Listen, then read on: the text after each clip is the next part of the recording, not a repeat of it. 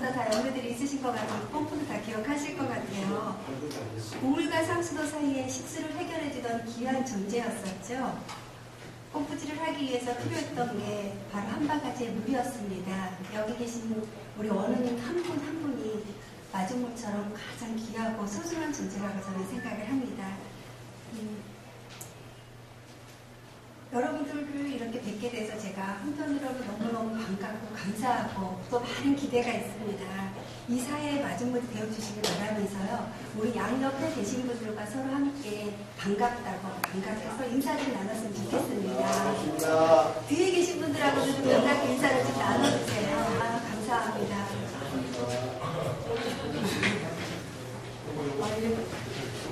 네, 혹시 다시 한번 안내 말씀드리겠습니다. 이름표 안 받으신 분들은 나중에 꼭 이름표 좀 착용해 주시고요.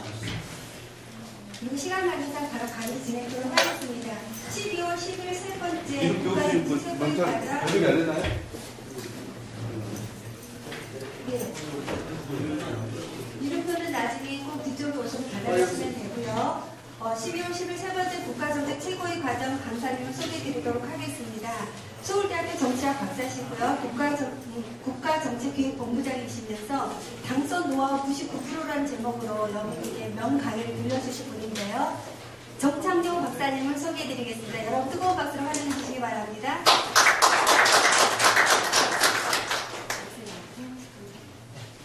네, 반갑습니다. 제가 그 유명한 정창용입니다. 네, 반갑습니다.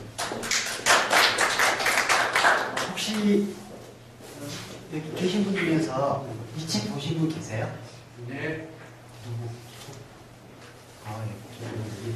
혹시 제가 강의 초점을 잘 읽어봤는데 계신 분 중에서 내년 지방선거에 출마 생각 있으신 분 손 한번 들어보실래요? 어디 출마하십니까? 인천입니다. 인천에 뭘로요? 대통령 기초단체장입니다. 대통령입니다. 나머지는 아니신가요? 공부하러 왔어요.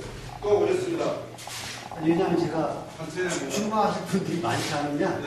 일반 시민 교양강의도 할 거고 서로 안 돼서 한 4분 될 겁니다. 그리고 나머지는 그러면 내년 지방선거 또 정치 이런 거에 대한 교양강의 식으로 이제 해보겠습니다. 이게 누굽니까? 스티브 잡스. 제가 좀 닮지 않았나요? 아이들이 오신 줄 알았어요. 닮았죠? 이게 제가 현재 그 직장이 관악구청 정책실장입니다. 정식 공무원 아니고 계약직 공무원인데 저희 관악구에서는 해마다 가장 큰 축제가 책잔치예요. 그래서 가을 책잔치를 할 때 다른 도시와 다른 특징이 주인들이 그냥 나오는 게 아니고 당시 읽었던 책의 주인공을 분장해서 나오게 돼 있어요. 작년에 이제 스티브 잡스 전기가 출간이 됐잖아요. 제가 그 책을 보고 잡스처럼 꾸며보자 이렇게 나갔습니다. 그랬더니 그 뒤로부터 제가 별명이 관악구 스티브 잡스가 됐고, 제가 오늘 강의할 내용은 스티브 잡스는 띵크 디퍼런트, 기존의 정치, 선거에 대해 좀 다르게 생각해보자 이런 내용으로 강의를 해드리겠습니다. 요거 이제 제 책에 나와 있는 얘기인데, 선거 결과는 구도 60%, 인물 경쟁 30%, 캠페인 10% 하면서 이뤄진다. 사실은 거의 90%가 당락이 이미 결정되어 있는 거죠. 뒤에 계신 분들 내년에 페이지 달지 안 달지는 48자 다 정해져 있는 겁니다. 대수가 되고 그래서 떨어지는 게 선거입니다. 네. 거의 90%가 정해져 있으니까. 구독은 예를 들면 정당을 어느 정도 선택했냐에 따라 큰 영향을 받고, 인물 경쟁력, 그 지역에 자기가 얼마큼 평상시에 봉사해왔느냐 이런 게 다 결정이 된다는 얘기죠. 이거는 이제 제 책에 대해서 박원희 시장님이 써주신 추천사인데, 가장 핵심이 가장 탁월한 선거 전략은 진심이다. 그러니까 선거 전략이라는 게 테크닉, 기술 이런 게 아니고 자기가 농민가에 되고자 하는 봉사 정신, 진정성 이런 게 가장 중요하다. 이런 얘기입니다. 제가 이제 뒤에 몇 분 출마하신다고 그러는데, 출마하실 분들, 항상 제가 원하는 충고는 웬만하면 출마하지 말라. 폐가망신한다. 그리고 폐가망신한 제 사례를 드릴게요. 이게 접니다. 잘 맞죠? 2004년 총선 때 벽보예요. 그런데 제가 선거 때 벽보를 붙이고 여기 서 있는 건 제가 낙서했기 때문에 했겠죠. 배치 달았습니다. 지금 국회의원이 했겠습니까? 이 포스터가 2004년 총선 포스터인데 대한민국 최초의 호사시 포스터입니다. 그때 2004년 유행했던 여고생들의 스티커 사진 흉내내서 이렇게 꾸며왔어요. 벽보는 참 예쁘게 잘 만들었다 라는 소리를 들었는데 제가 선거를 이렇게 했습니다. 2004년 당시에 송영길 잘 아시죠? 인천 시장 하시는 분. 제가 이제 단단히 안 붙었죠. 그래서 송영길 시장은 그 지역에 선전하셨고 2010년도에 시장 출마에 당선되셔서 시장하고 계십니다. 이상권 후보는 2010년도에 송영길 후보가 시장 출마하면서 보궐선거 생겼잖아요. 그때 출마에 당선되면서 1년 동안 배치 다녔고 가운데 있는 저만 배치를 받았습니다. 사실 송영길 시장하고 저는 굉장히 절친한 친구입니다. 인천에서 택시 노조운동 같이 했었고 그다음에 제가 민주당의 중앙당 국장이었을 때 당소속 국회의원이어서 활동도 같이 하고 친했었죠. 송영길 시장은 연대 나왔고 저는 서울대 나왔습니다. 송영길 시장은 민주화운동하는 전과 1번이고요. 저는 전과 3번이에요. 별로 드실 거 없지 않습니까? 그런데 이게 사연이 이렇게 되는데 2004년 총선을 한 1년 앞두고 송영길 시장하고 저하고 친구니까 만나서 저희 지역구 인천 계양군데 분구가 예정돼 있었어요. 그래서 만나서 여기 있는 계양가 아니면 계양을 이렇게 서로 나눴습니다. 그래서 저는 이제 거의 국회의원 99% 되잖아요. 그런데 분당이 됐습니다. 민주당이 민주당하고 그때 저는 어찌어찌 민주당을 선택하게 된 거예요. 그래서 2004년 총선을 앞두고 1월달에 저는 이런 소리를 해놨습니다. 이상권 후보 24%, 송영길 후보 25%, 제가 20% 나왔어요. 2% 차이잖아요. 팽팽한 성장장. 이때 든 후보의 생각은 잘못하면 당선될 수도 있겠다. 이런 착각을 가지고 이제 선거에 뛰게 됩니다. 그런데 지나놓고 보면 20%의 지지율이라는 게 개인 정착된 지지율이 아니고 당시 민주당의 지지율이죠. 정당 후보니까. 그래서 2월, 3월 가면 상황이 바뀝니다. 열린우리당은 정동영 의장 선출하고 정치개혁 분위기 쭉 나가고 정당 지지율이 올라가는 거죠. 반면에 민주당은 조순영 추미애 의원이 당권 투쟁하면서 당내 혼란이 생기고 그래서 2월 중순에 조사해 보니까 제 지지도가 13%까지 떨어집니다. 그런데 13% 지지율이 되게 좀 애매한데 혹시 아시는 분은 법적으로 선거 비용을 보전받으려면 몇 프로 투표인지 아세요?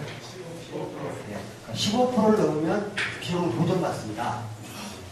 그러니까 13%는 좀 애매하잖아요.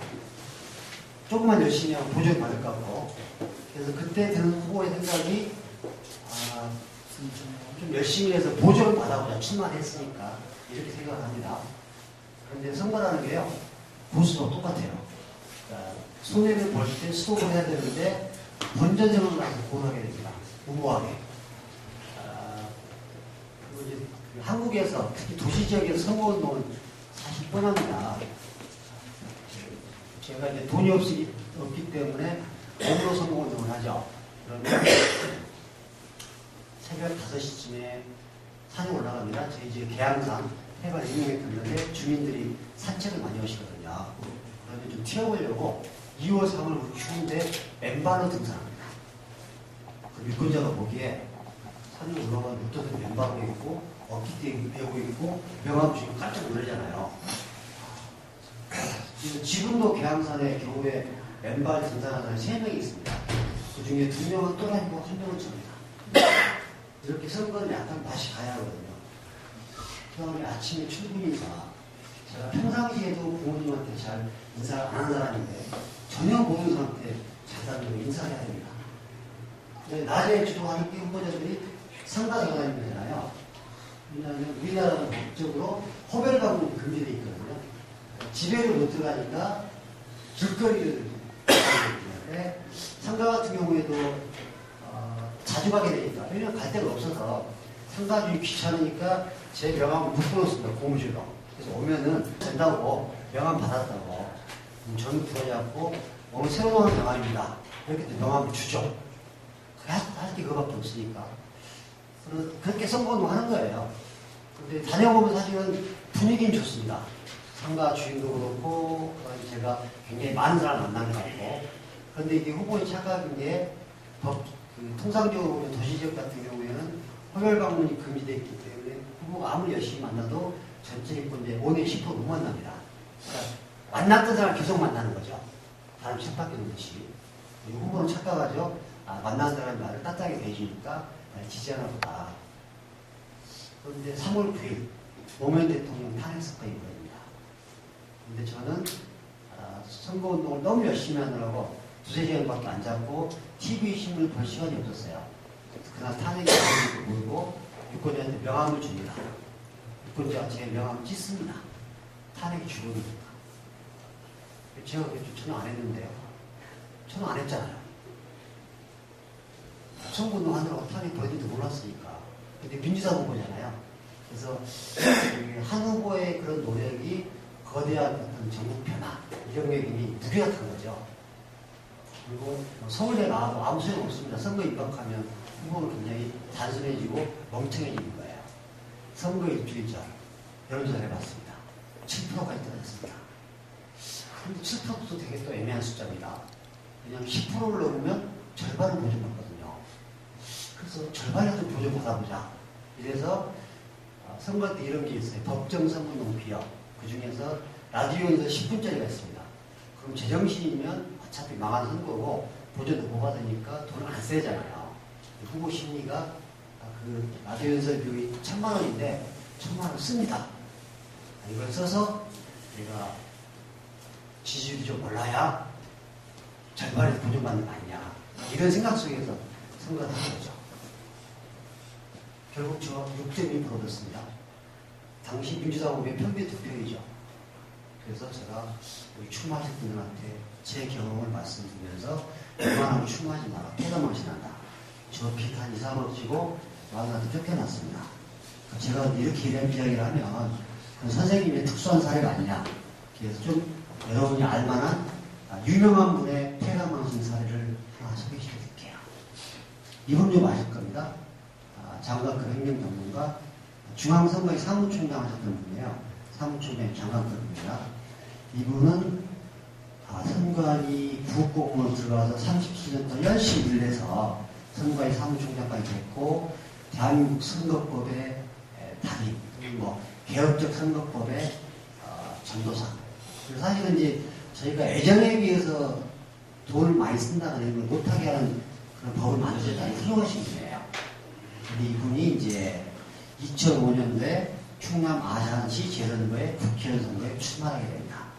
그런데 전혀 준비가 안 돼 있었어요. 원래 나오려고 했던 게 아니고 당시 열리당에서 공천했던 후보는 이명수 후보입니다. 현재 그 지역의 재선 국회의원이신데 그분이 작년 탈당기를 안 냈어요. 그래서 등록 무효가 됩니다. 그래서 급하게 아산 출신 중에서 유명하신 분을 찾은 게 이분이어서 차출된 겁니다. 그래서 중앙당에서 돈도 대주고 혹시 낙선해도 다 뒤로 봐줄 테니까 출마해라. 그래서 선거 하루 전날 출마합니다. 당시 제가 이제 여론조사 회사에 있었기 때문에 여론조사를 해봤습니다. 부탁을 받아서. 선거는 아주 속된 말로 이야기하면 삼찍이라고 해요. 삼찍. 첫째, 알아야 찍는다. 둘째, 좋아야 찍는다. 셋째, 가야 찍는다. 이걸 유식한 말로 하면 인지도, 선호도, 참여도거든요. 선거라는 게 자기 이름 석자를 알리고 이름을 좋게 알리고 그 사람을 선거자 투표에 끌고 가는 거 아닙니까?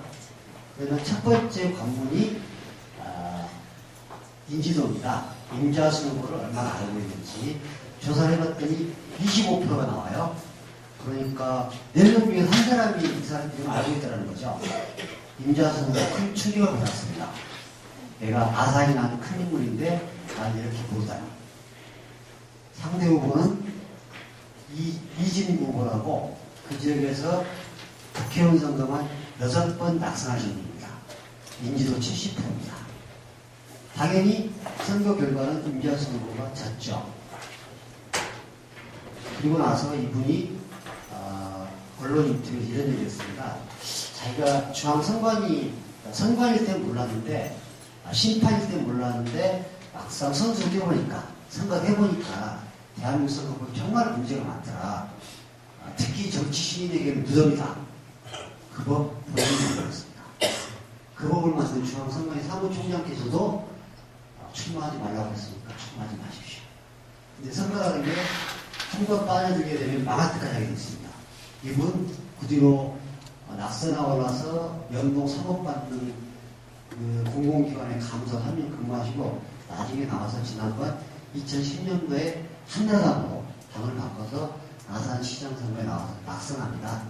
그때는 민주당이 됐었으니까. 근데 낙선하고 지금 감옥에 계십니다. 선거 과정에서 2억 7천만 원 받아서. 완전 인생 망가진 거잖아요. 그냥 잘 계셨으면 존경받는 사회 올릴 텐데. 그러니까 출마하지 마십시오. 폐란 망치합니다. 이게 대한민국 선거입니다. 근데 제가 또 이게 이제 지난번 지방선거 때 4년 전에 투표할 때 혹시 젊은 분 투표하셨어요? 그때요? 네. 아직 나이가 안 되셨고 선생님 투표하셨을 거 아니에요? 그때 몇 표 찍으셨나요? 네? 투표 용지 그때 몇 장 받으셨어요? 그때요? 네. 그래서 너무 많아가지고 수실 수 없더라고요. 서울시인가요? 네, 저 인천. 인천, 그럼 인천시장. 네. 그 다음에 구청장. 네, 구청장 또 뭐 저 시의원, 구의원. 예, 그렇죠. 교육감, 교육위원. 그 다음에 비례대표 2명. 그래서 한 8명 찍었어요. 근데 그때 기억이 좀 복잡하다. 그 다음에 시장하고 구청장은 좀 알 것 같은데, 그 다음에 시의원, 구의원 잘 모르겠고, 제일 황당한 선거가 뭐냐면 교육의원 선거. 그죠? 아니, 만나볼 수도 없고, 교육의원은 국회의원 상황의 선거에서 한 명을 뽑는 거 아닙니까? 그럼 판단이 홍보물이잖아요. 홍보물 보면 다 지가 잘났다 잘했잖아요. 그게 잘 보는 거 아닙니까? 그러니까 이런 발표도 헷갈렸습니다. 그렇게 해서 어쨌든 제가 뽑은 게 10,000명 정도 출마해서 3,991명을 저희가 뽑은 거예요. 그럼 여기서 제가 퀴즈를 내가지고 정답 맞추면 이 책 하나 드릴게요. 퀴즈는 뭐냐면 대한민국 국민들이 직접 투표로 뽑는 선출직 공직선수 몇 명이다. 자, 일단 3,991명 뽑았죠. 그 다음에 국회의원 몇 명 뽑습니까? 300명. 아니, 300명 뽑죠. 네. 그 다음에 또 한 사람 누구 뽑죠? 대통령 뽑잖아요. 빨리 한번 계산해 보십시오. 더하기하고 버책 드릴게요. 3,991 더하기 4,291 정답 받아가십시오.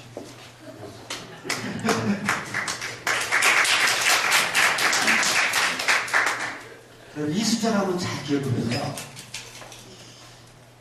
제가 그래서 선거 낙선하고 뭐 정치활동 쭉 하면서 가졌던 근본적인 고민이 과연 대한민국 정치 현실과 선거제도는 공정한가? 또 해외랑 비교가 어떨까? 이런 의문을 가져봤어요.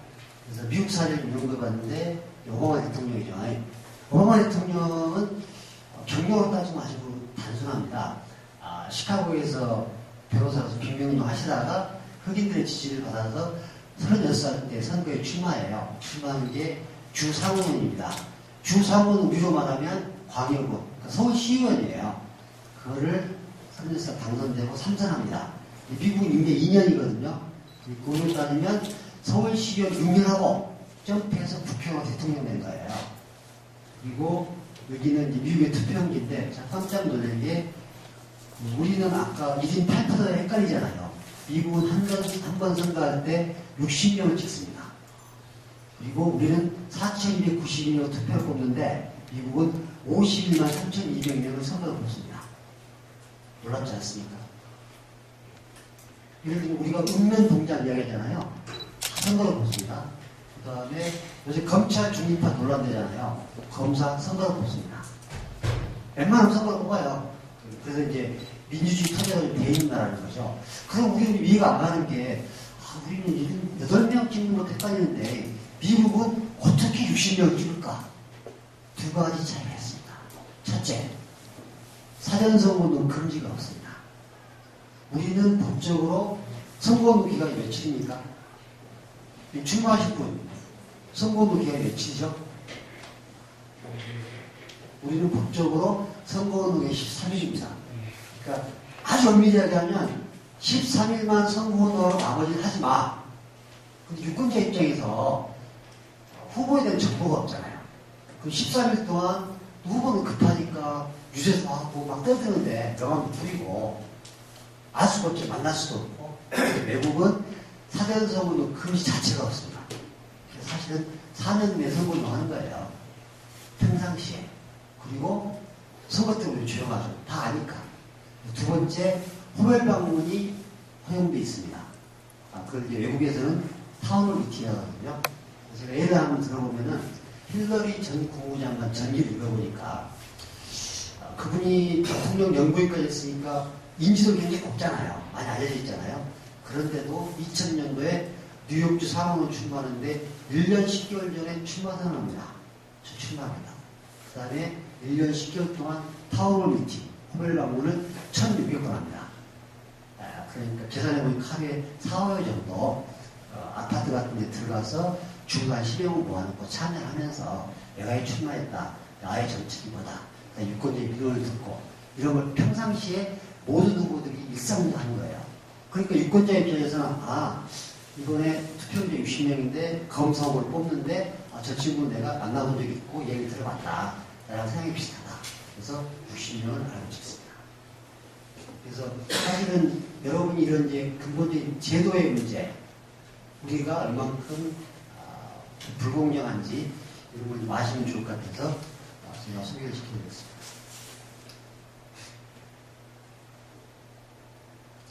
여기 소리가 안 나오네요. 이 내용은 뭐냐면 2004년도에 제가 선거 출마할 때 SBS 영상인데 여기 나와 있는 것처럼 사전선거 운동을 좀 제한적으로 해보자 이런 캠페인을 벌였던 거죠. 이게 접니다. 당시에. 그러니까 낙선하고 나니까 머리가 많이 빠지죠. 그런데 여기 출마하실 분 중에서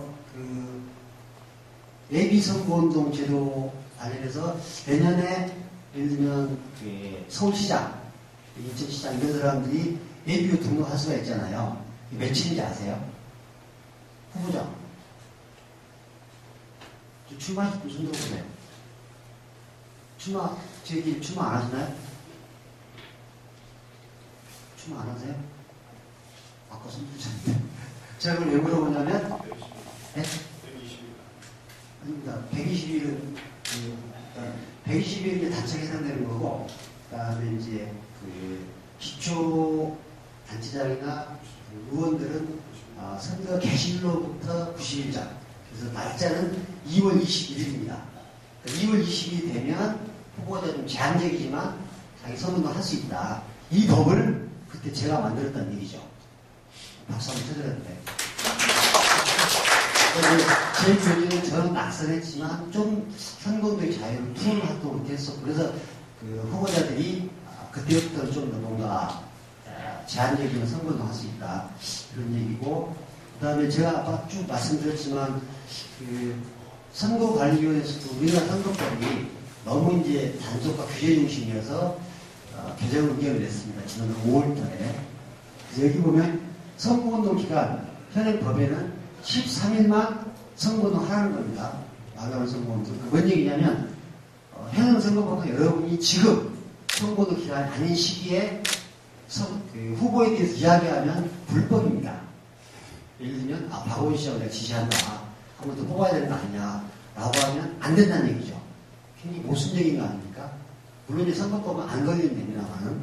그래서 이게 모순이니까 선거운동 기간 전에라도 많은 선거운동 이제 풀자. 이게 선거법 개정 의견이고, 두 번째는 후보자에 대한 정보 제공의 다양화. 현행 선거법에는 신상정보, 재산 납세 등약, 그거를 선거 공표 이면에 게재합니다. 여러분이 선거 때 보면 이제 법정 홍보물에 두 번째 페이지에 보면 장관 이름이 나오잖아요. 근데 이 문제가 뭐냐면 유권자 입장에서는 받아오는 홍보물이 300페이지가 넘어요. 시장도 설명 나오고 이러다 보니까 복잡하죠.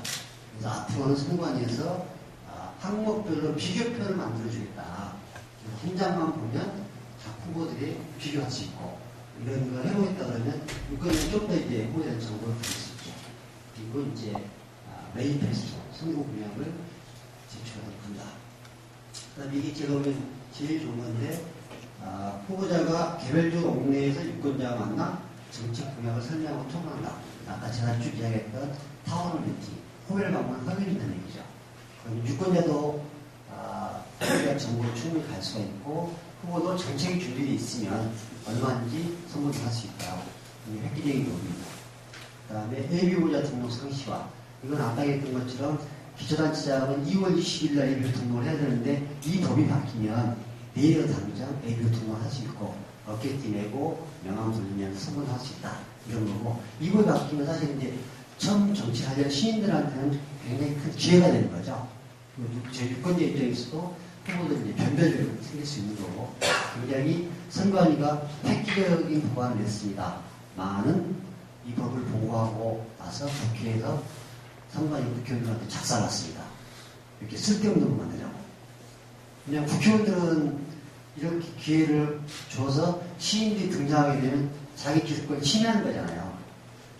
그래서 이 법이 지금 표류가 되고 있는데 여러분들 관심 가질 것 같고 그 다음에 지금 선거가 180일도 안 남았는데 여러분들이 좀 보기에도 황당한 게 내년에 지방 기초단체장이나 기초의원 공천한다는 건지 만다는 건지 아직도 결정이 안 되는 거 아닙니까?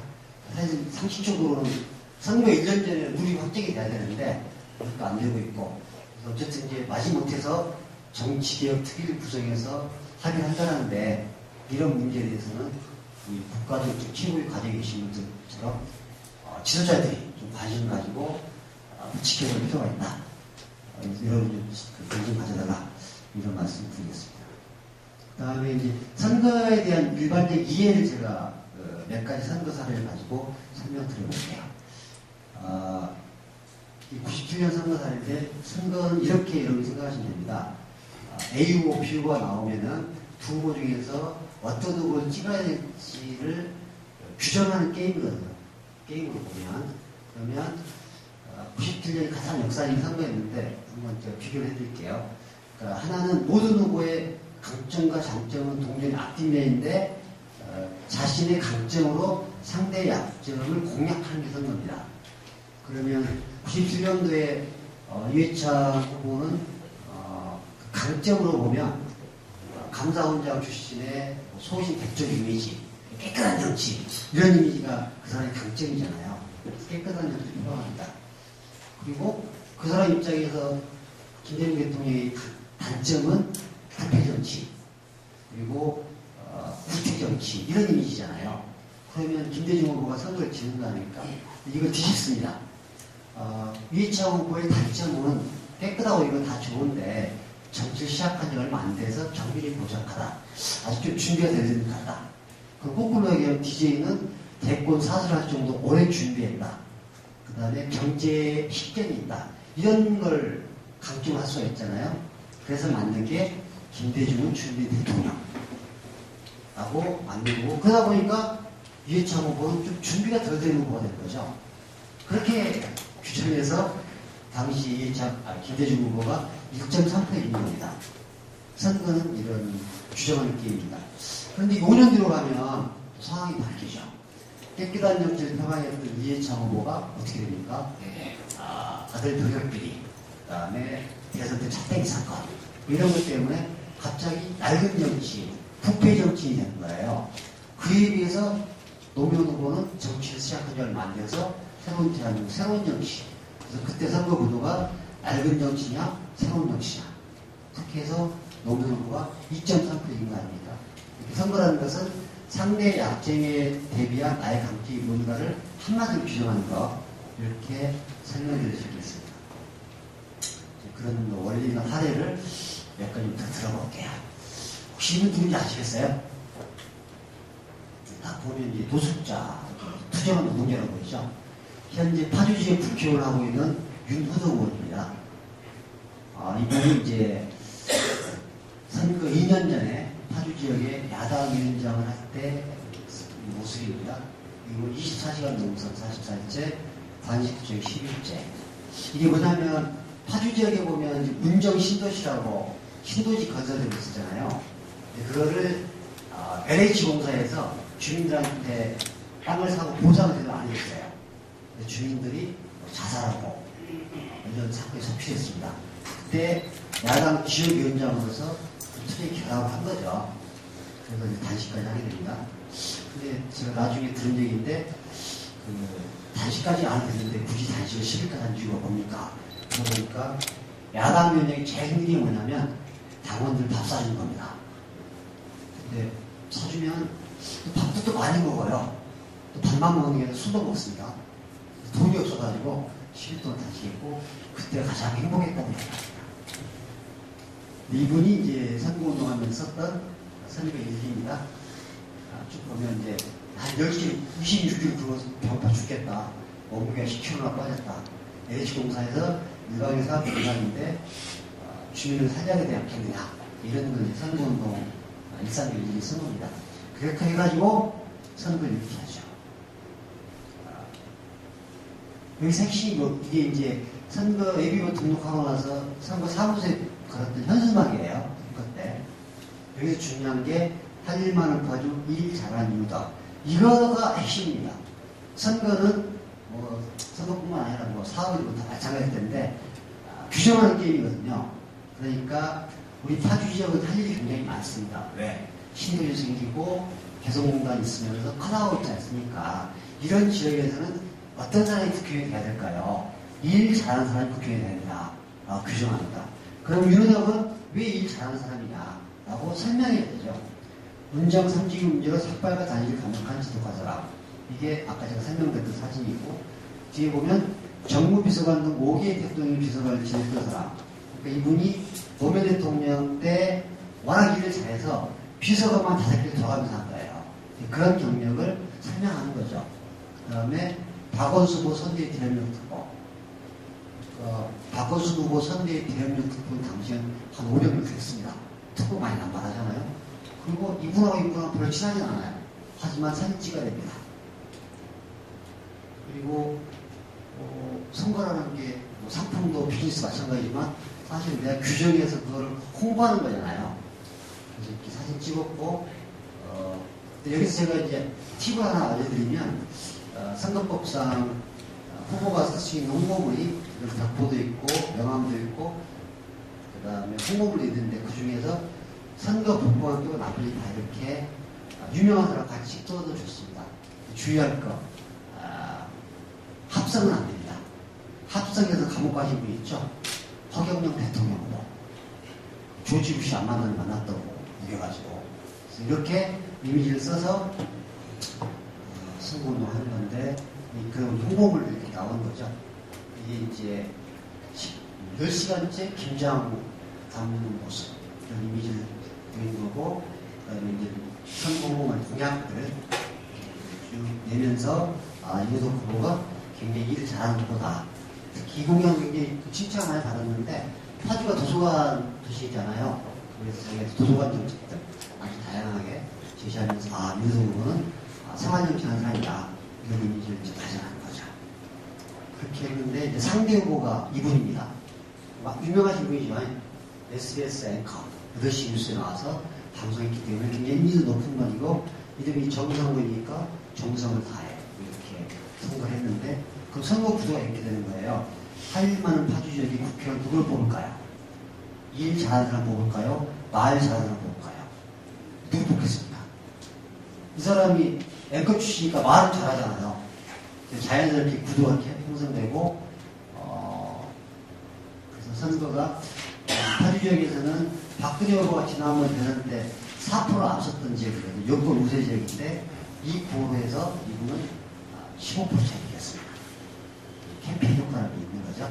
일 잘하는 사람, 유대인을 통해서 이런 것들을 이제 여러분들이 참조하시고 이거는 윤석 의원이 이제 저에 대해서 써준 내용인데 어쨌든 제가 훌륭하다 이런 얘기니까 참조하십시오.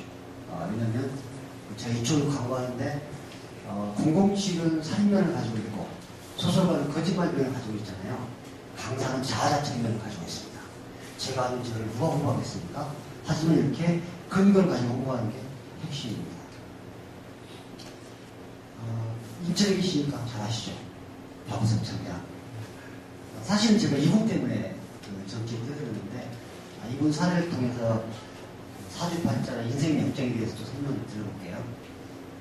이분은 이해찬 전 국무총리, 그 다음에 정동연 대선 후보랑 같이 서울대 체리학번 동창입니다. 굉장히 유명한 운동권, 유명하신 분인데 워낙 똑똑해가지고 천재인데요. 16살 때 서울대 들어갔습니다. 그 중에 똑똑했던 거죠. 그런데 인생이 얼마나 꼬이냐면 96년도 선거 때 새정치국회의로 인천 남구에 출마를 해서 열심히 선거를 했는데 지역 기반이 약해서 1000표차가 떨어집니다. 그래서 4년 동안 열심히 박탈을 해가지고 2000년도에 총선 출마를 하는데 자기 국정에 조사를 해보니까 상대 후보를 10%를 앞서더라고요. 그럼 당연히 공천 받아야 되잖아요. 그렇지만 동교동기가 아니란 이유로 공천을 못 받았습니다. 그래서 무소속으로 출마합니다. 기후사과. 무소속으로 출마하면 안 되죠. 떨어지죠. 그런데 여러분 여기서 잘 보셔야 할 게 한 번씩 출마할 때마다 후보 얼굴이 어떻게 살아가는지 보면 되게 재밌습니다. 확 삭습니다. 얼굴이. 그죠? 2년 뒤의 모습인데 2년 뒤에는 한나라당으로 입당합니다. 민주당에서 안 되니까. 한나라당으로 입당을 해서 인천적 최다대표합니다. 구청장으로. 그래서 남구청장 되잖아요.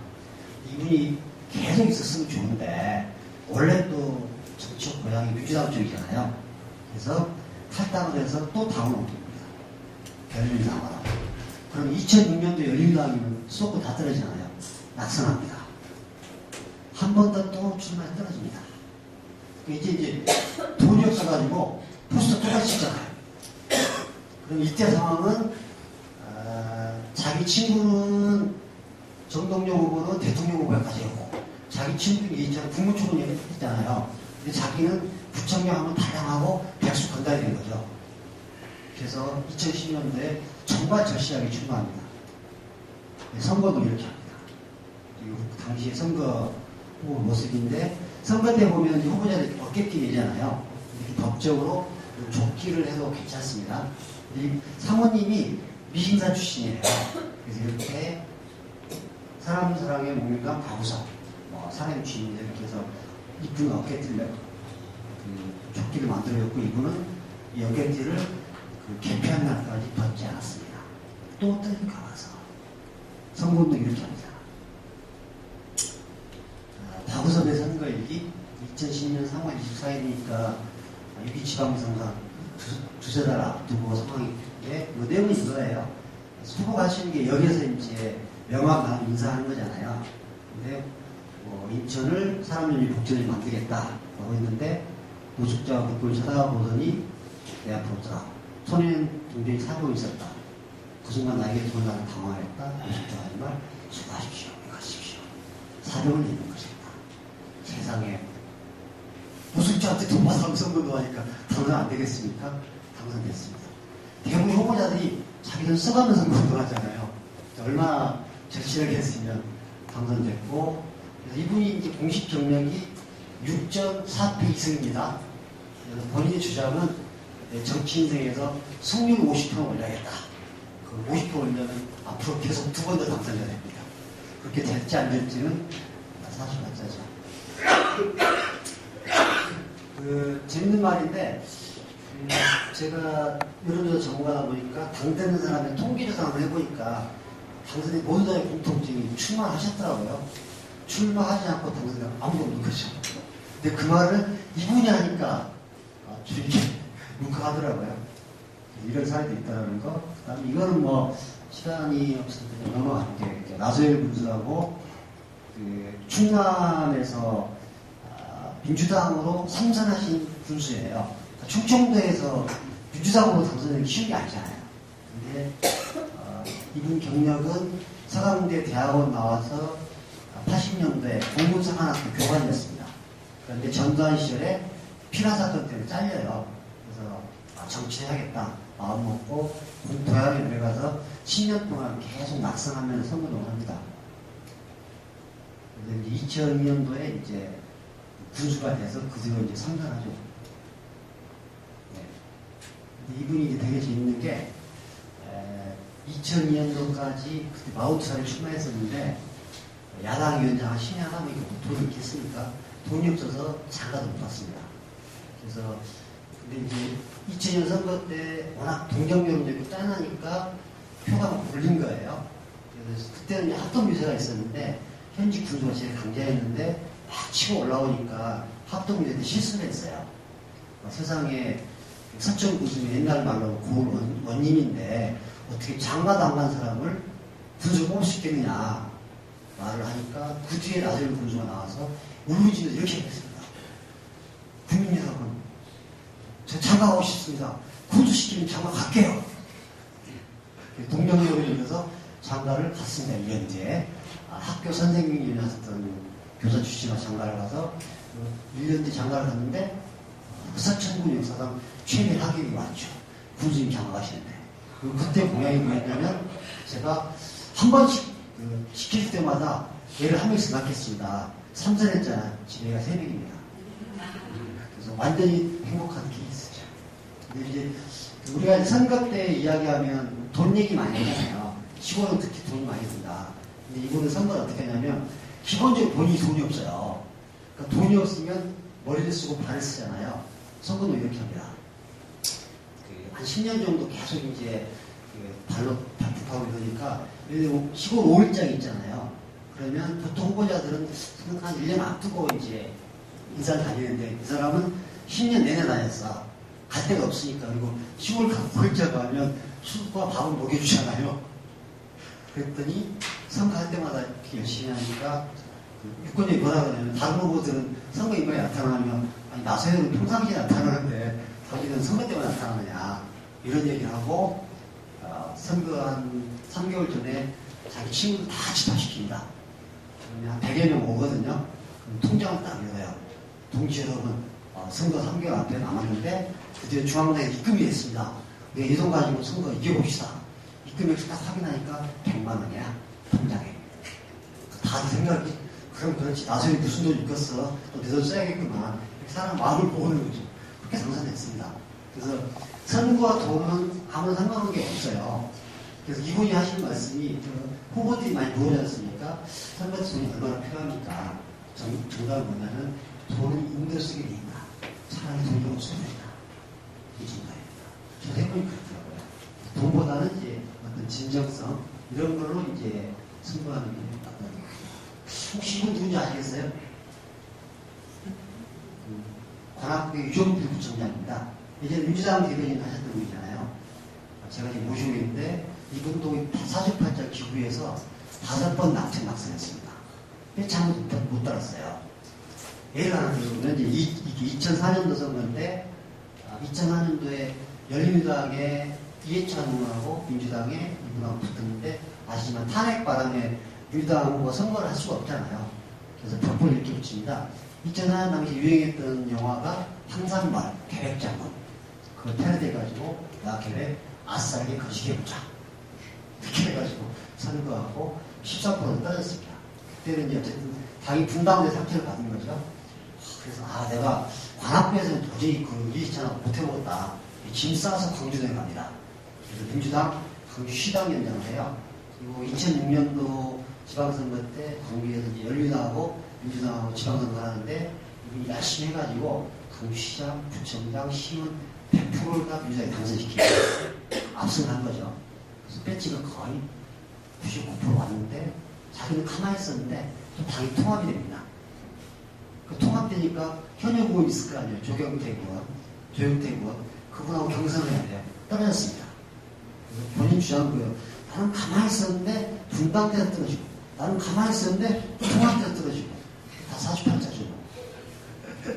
그래서 이분이 이제 2008년 낙선하고 나서 정말 7일의 시간을 보내고 있었는데 당에서 하도 짠나니까 국회 도서관장을 시켜줍니다. 차관급이거든요. 국회 도서관장이 임기 2년이네요. 그래서 2010년 한 1년 전에 저를 불렀습니다. 자기가 구청장에 출마하겠다 도와달라고. 그래서 처음에 저는 그랬죠. 선배님 좀 참으셔서 배지 다셔야 되는 거 아닙니까? 그랬더니 출마 이유가 나 더 이상 배고파서 못 살겠다. 취직해야겠다. 먹고 살아야겠다. 근데 선거 때 홍보를 먹고 살아야겠다 할 수는 없잖아요. 근데 저희 관악군 아시겠지만 관악 사람도 많고 젊은 사람이 굉장히 많아요. 그래서 이제 노사모들이 굉장히 조직이 셉니다. 근데 이분이 이제 민주당 후보가 되는데 공천 경쟁이 25명이었어요. 이분 공천 받으면 되니까. 그러면 그 사람들이 다 인지도가 높은 우리 유족들을 공격하게 되는데 공격 포인트는 뭐냐면 민주당 대변인 오래 하면서 계속 노무현 동이 가로세웠잖아요. 그래서 노무현의 배신자. 이게 이제 공격 포인트예요. 굉장히 피곤하잖아요. 그래서 이 공격 포인트 어떻게 막아볼까? 그래서 이런 찍었습니다. 세계 도서관계. 이거는 도서관장 하면 세계 50개 나라의 도서관을 기획하면서 쓴 건데 본인이 기자 출신이었더니 글을 잘 써요. 그래서 보통 정치인의 책은 잘 유명하지 않잖아요. 이거는 문화체육관광부 우수교양도서로 추천될 정도로 아주 좋은 책이고 도서관 업계에서는 굉장히 인정받는 책입니다. 이걸 쓰게 했습니다. 왜? 도서관장이니까. 그래서 선공범을 이렇게 만듭니다. 이게 선공범은 일면이에요. 홍보물 일면은 보통 후보 사진 나오잖아요. 근데 우리 후보가 유명하니까 얼굴 빼버렸습니다. 쭉 쓴 내용은 뭐냐면 제가 국회 도서관장을 토대로 해서 관악구를 10분 거리의 작은 도서관이 많은 도시 만들겠습니다. 그래서 우리 아이들이 도서관에서 꿈과 희망을 꾸는 그런 걸 많이 보겠습니다. 이게 이제 출마 이유고 그 밑에 이제 해리포터를 쓴 조한 노래, 작은 도서관 운동을 주창했던 빌 게이츠 이런 걸 하면서 도서관 이미지 쭉 나가고 후보 홍보물을 이제 도서관 공약 굉장히 많이 넣어요. 굉장히 파격적이었는데 도서관 공약을 아주 다양하게 저희가 했습니다. 그 중에 하나를 여기서 설명시키면 관악을 북스타트와 북퀴시 운동의 메카로. 여러분 이 북스타트는 많이 아실 거예요. 애들 출산하면 구청에 책구름이 갖다 주는 거잖아요. 북퀴시는 뭐냐면 어르신들 칠순파순 잔치 할 때 보통 우산 선물 같은 거 주잖아요. 그러지 마시고 저희 관악과 좋아할 테니까 자서전을 내보십시오. 이게 이제 북퀴시 사업인데 동네 어르신 동지상 불러남겨 관악구 자선 지원사업. 그래서 요거는 누구냐면 박정덕 할머니라고 저희 관악에 살고 있는 이제 기초노위 어른명 박계신분인데 지리산 빨치산 출신입니다. 16살 때 곡성에서 빨치산에서 우여곡절 끝에 관서고 계시는데 책을 내신 거예요. 출판기에 울면서 말씀하시더라고요. 관악구가 있어서 내가 이 땅에 왔다는 흔적은 안 된다. 정말 고맙다. 이런 일을 이제 관악구가 하고 있는 거죠. 그래서 이런 홍보물이 나가니까 동네에서 논란이 됐어요. 아니 무슨 구청장 후보가 건설, 교통 이런 것도 없고 도서만 하겠다는 거냐. 싸우더라고요. 그걸 싸우는 사이에 유종필이가 노무현의 배신자 까먹은 거예요. 그래서 완벽하게 불타게 성공하고 선거 결과는 저희가 서울지역 최다득표로 당선이 됐죠. 제1주 선거. 선거든 뭐 경영이나 이런 게 필요하다. 이건 이제 여기 접니다. 공약 관리를 하고 있다는 거고. 그래서 이제 노무현 배신자 약점을 감추기 위해서 도서관 정책을 전면에 대해서 이런 것도 선거 아이디어가 됐습니다. 유족 빌정장입니다. 그에게 쌓인 말춤에 맞춰서 책들을 주십니다. 여기 있는 분들 다 구청 공무원들.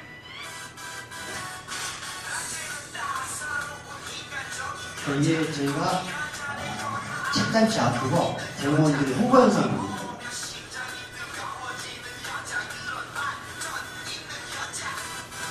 앞에 있는 분들은 지금 다 퇴직하시는 분들입니다.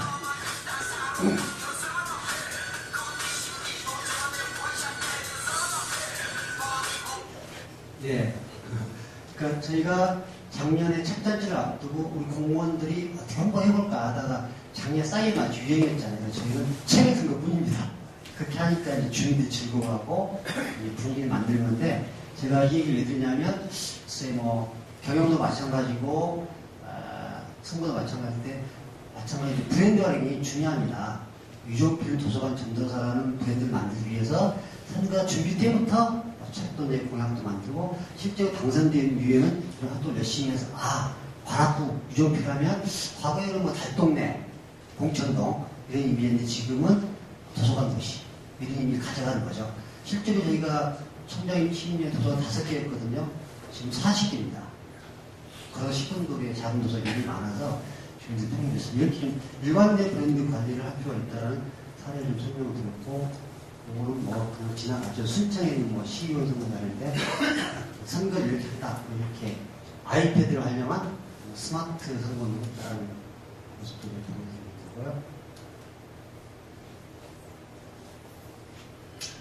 이거는 이제 뭐 그 서울에 이제 그 CEO 사례 이것도 제가 좋은 아이디어 설명드리는데 서정수 후보를 규정하는 게 뭐냐면 경력을 쭉 보면 이분이 서울대 졸업하고 은행 근무하다가 그 전업주부가 돼서 아이를 출산했는데 그 아이를 구립보육원에 맡겼어요. 근데 2002년도 이때 그 꿈꾸직 사건, 아동학대 이런 게 있어서 그분이 구청에 항의도 하고 자기 혼자 해결이 안 되니까 학부모랑 나서서 이제 보육문제 해결에 나선 거죠. 그러다 보니까 쭉 경력이 이제 보육문제 해결에 대한 전도가 되면서 컨셉을 실천하는 보육 전문가. 그래서 이렇게 아이를 함께 이런 모습을 쭉 찍은 거 아닙니까? 그렇게 해서 홍보를 쭉 만들었고, 그리고 이제 그런 게 아줌마의 누구 정치에 도전합니다. 서정수 후보가 경향신문 기사가 되고, 내 집 사진 챙길 지역 사진도 하겠다. 엄마의 마음으로 보육 문제를 해결하겠다. 이런 식으로 이제 인지해나가요.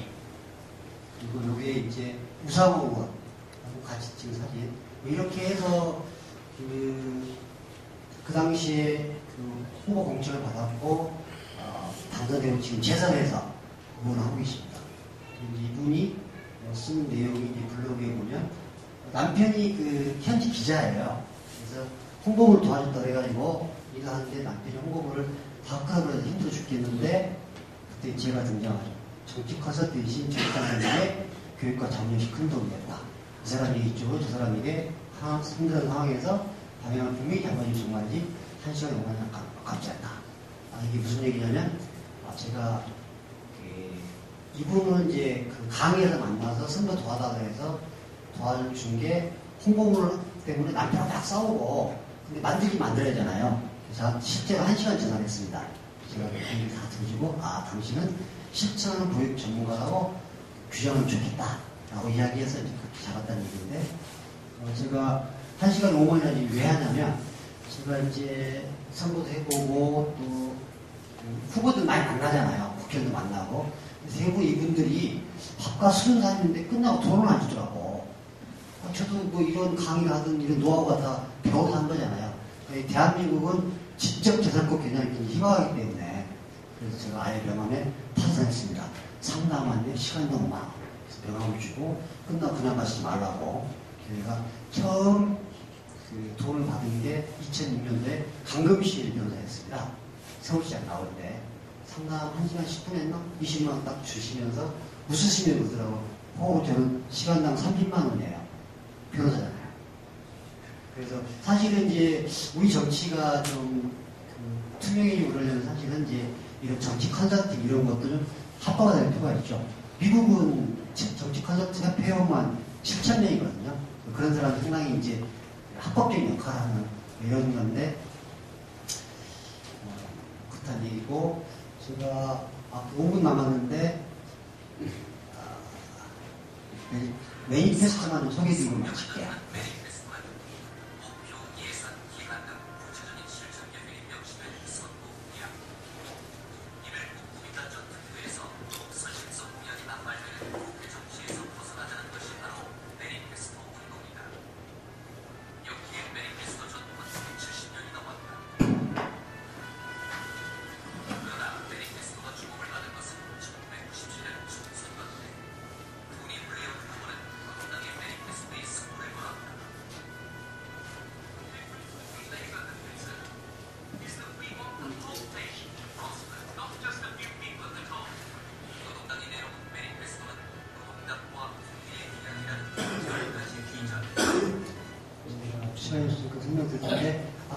토니 블레어가 이제 97년 선거 때 사례잖아요. 제가 좀 부러웠던 게 뭐냐면 이게 토니 블레어가 당시에 내세웠던 선거 공약집인데 이게 50페이지입니다. 그런데 한 권에 4,000원이거든요. 영국에서 이게 100만 권 말입니다. 유료로. 책으로 번 돈만 40억이에요. 그럼 우리는 좀 이해가 안 가잖아요. 정당이 낸 홍보물을 이렇게 유로 사냐고. 근데 일단 뭐 대중교육 잘 만들었고요. 영국은 풍토가 어렵습니다. 우리로 말하면 이제 뭐 선수집, 팝. 이게 평상시에는 프리미어리그 테레비보고 맥주 마시면서 하다가 선거 때가 되면 유권자들이 전부 다 이런 책 사서 그 책을 보고 토론합니다. 아, 토니 블레어가 몇 번 공약을 잘 안 지켰다. 잘 지켰다. 그리고 그런 이제 정책 선거 토대가 좀 되어 있는 거죠. 그래서 예를 들면 이런 겁니다. 97년 메인페스토, 2001년 메인페스토인데 청년 실업자 25만 명에 대한 일자리 제공. 그러니까 우리는 새누리당이나 민주당의 정책 공약이 믿을 수가 없잖아요. 예를 들어 청년 실업. 저는 청년 실업을 위해서 적극 노력하겠다. 추상적이었는데요. 이건 25만 명. 실제로 4년 뒤에는 28만 명이 지원합니다. 평가를 받으니까 또 재지원하는 거죠. 이거는 이제 메인페 작성 과정이 좀 부러웠던 게 우리는 이제 정당주의 공약을 급하게 만들잖아요. 여기는 한 공약을 만드는 2년 걸립니다. 공약을 발표하면 주가가 치는 거예요. 그만큼 신뢰가 있다는 얘기죠. 어쨌든 그런 것들을 우리도 해야 되는 거 아닌가. 그래서 이게 이제 일본 메인페스토인데 홍보물이 이쁘죠. 이게 선거 홍보물인데 희나의 생활 메인페스토. 벌써 아침이다. 희나는 아침에 일어나면 부엌에 먼저 나와 있다. 오늘 아침 당근 아버지다. 남성이 가다 놓은 시간이 10분입니다. 현재 27분인데 40분 걸린다. 이게 선거 홍보입니다. 공약을 이렇게 만드는 거죠. 생활상의 공약. 그러니까 유권자들이 평가를 할 수 있는 거고, 이게 일본 홍보물인데 참 이쁘지 않습니까? 정책 보면 여기 나와 있고. 근데 사람들이 이제 정책으로 승부하는 데서 내년에도 우리 유권자 입장에서도 좀 정책에 대해 관심을 갖고 후보자들도 그럴 수 있는 환경을 좀 만들었으면 좋겠다. 그러니까 나머지는 실제 후보에 해당되기 때문에 쭉 넘어가겠습니다.